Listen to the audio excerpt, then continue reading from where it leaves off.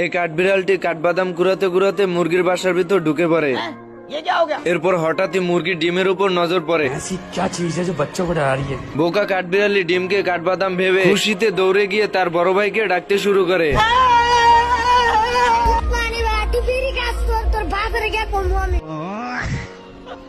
বলদ কাঠবিড়ালির কথা মতন চলে আসে এবং তাকে মুরগির ডিম দেখাতে শুরু করে। এসব দেখে বড় কাঠবিড়ালি ছোট কাঠবিড়ালিকে বুঝাতে থাকে যে এটা বাদাম নয়, এটা মুরগির ডিম। কিন্তু বলদ কাঠবিড়ালি এসব বিশ্বাস না করে ডিমের উপর বসে থাকে। এর ভিতরে ডিম থেকে বাচ্চা ফুটে যায়।